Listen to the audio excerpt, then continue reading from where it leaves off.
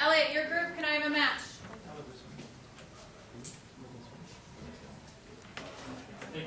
Sigma of x bar equals sigma divided by Ooh, nice. Is this a match? Thumbs up or thumbs down, please? Is this a match that Elliot just gave us? Thumbs up? Yeah. I need to see them from everyone? Or if you're not in agreement, I need to see a thumbs down. I need to see a thumb from everyone I agree with this. in some direction or another. Elliot, do you want to explain? I'll do my best. So mu of x bar is the sampling standard deviation, and in order to get the sampling standard deviation, you take the standard deviation of the entire population, which is sigma, and you divide it by the square root of how many are in your sample. And this is our formula from chapter 9, 10, now 11. Sigma over root n. Okay? Ladies in the middle, can I have a match, please? Yes. Anything that you have matched up? Let's see here.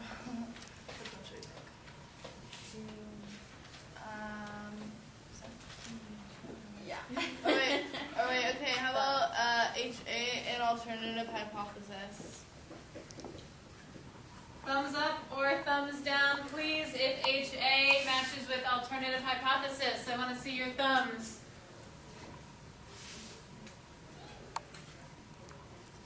Ladies from that group aren't even giving me a thumbs up. Sorry, Like, why that you Colin, know are you a that we thumbs up on know, this? Right.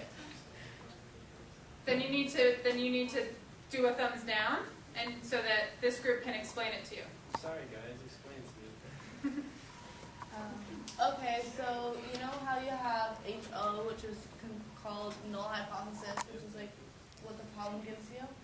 Then you have an HA underneath, which is called the alternative hypothesis, which is like you get to choose if you think that it's gonna be above, greater than, or less than what the problem is assuming or like is saying that it's stating it is. And then when you find the result, you get to say, like, if it was like, if the null hypothesis was true, or if the alternative hypothesis was true. Does that make sense? So the alternative is what our p-value our p-value tells us, do we believe our alternative? Okay. Yummy, let's group. Can you guys give me a match? Ryan, you got one ready? Yeah. It was if the p-value is less than or equal to alpha, then you reject H naught. What do we think? If p is less than alpha, do we reject H naught? Thumbs up or thumbs down? If p is less than alpha, and if you need to look at your notes, do I have that right? Less than or? Thank you, Ryan. Oh yeah. I'm looking to see if we have thumbs up from yesterday's notes. If p is less than or equal to alpha. I'm looking for a thumbs up. Tatiana, do you think that's a thumbs up? You're not sure? Do you want to look at your notes from yesterday when we wrote down stuff about p?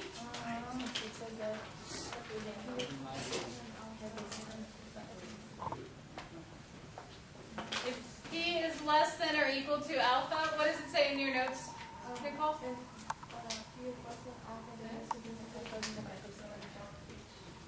We could have also said statistically significant. Nice. Very good.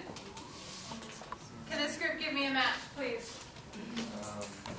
Capital sigma x over n equals x bar. Capital sigma. Thank you.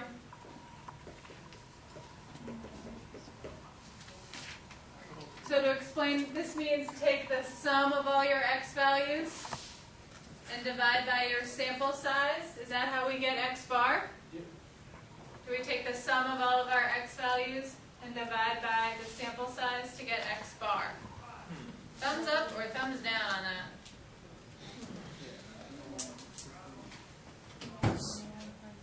Thumbs up or thumbs down? I'm in the middle. You're in the middle. I don't know.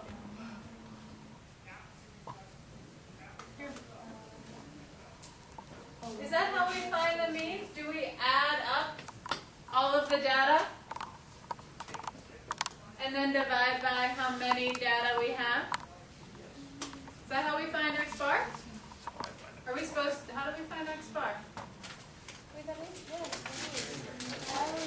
Hand up.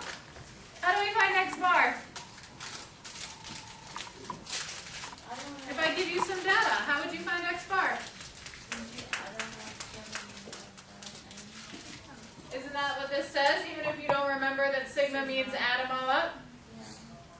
Okay, so even those in halfway, that is what the formula is. Okay, this group, I need one last thing here. If the p-value is greater than alpha, then zero can Great, and I'm going to write that as do not reject H naught. Is that what we wrote down yesterday?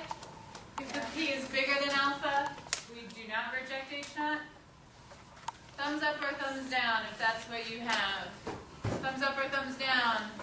If P is bigger than alpha, I do not reject H naught. Yeah, what do we think? Yeah? Yeah? If P is bigger than alpha? Well, let's see what we have here. If P is less than or equal to alpha, we do reject H naught. So let's think, if we switch the sign and say P is greater than, does it make sense that we say do not reject? Okay. Here's the call I'm going to make right now. I want to see what we can do in our group. So if you could please pile those back up and put them, paper clip them again. In your notes, please do this yellow problem. You got it. In your notes, put your group, yellow problem. If we can do this yellow problem, I will feel confident. If not, I will revisit. Do you have your paper clip?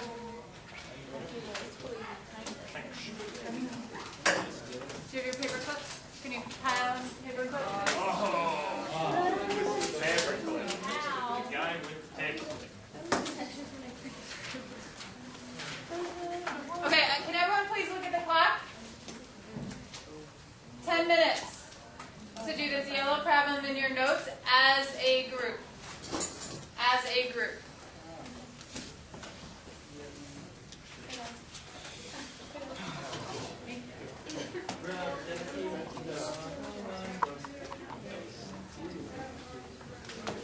Come get it, then you can actually slide upstairs for this. Right downstairs.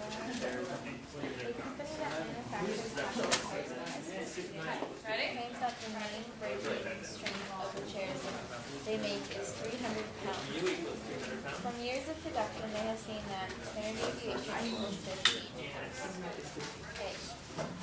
From your own experience, you believe that the true mean is less than their claim.